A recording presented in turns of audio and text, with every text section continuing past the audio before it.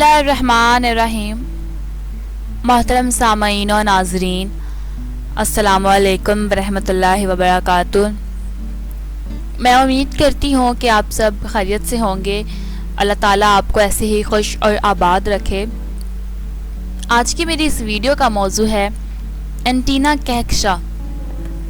کہکشاں دو چکردار spiral کا مجموعہ ہے جو کہ تقریباً 90 کروڑ سال پہلے ایک دوسرے کے قریب پہنچنا شروع ہوئی اور 30 کروڑ سال پہلے ایک دوسرے سے جڑنا شروع ہوئی۔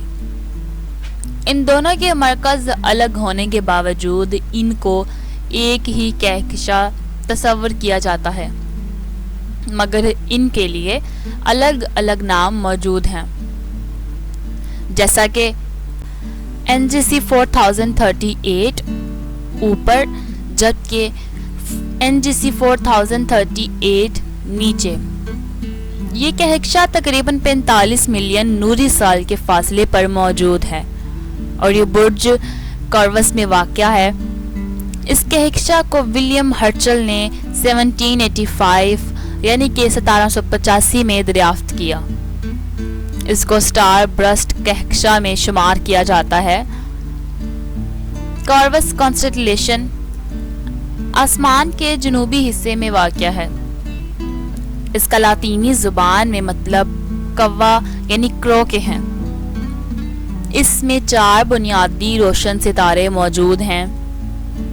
اس میں موجود ستاروں گیسز اور گرد و غبار کے 2 بازو جو کہ ان کے ٹکرانے سے بنے حشرات کے اینٹینا سے ملتے ہیں اور اس وجہ سے اس کا نام بھی اینٹینا کہکشاں رکھا گیا ہے۔ تقریباً 30 کروڑ سال پہلے ان کا نام ختم ہو گیا جب وہ ایک دوسرے سے ٹکرا گئیں اور ایک کہکشاں بنی، سٹار برسٹ کہکشائیں۔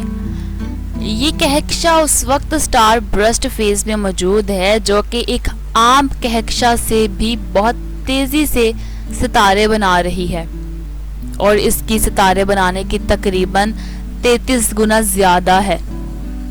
ایک کہکشاں کی گرد و غبار دوسری کہکشاں کی گرد و غبار سے ٹکراتی تو اس سے شاک ویوز پیدا ہوتی ہیں جو کہ گیس کے بادلوں کو کمپریس کرتی ہے، جس سے نئے ستارے وجود میں آتے ہیں۔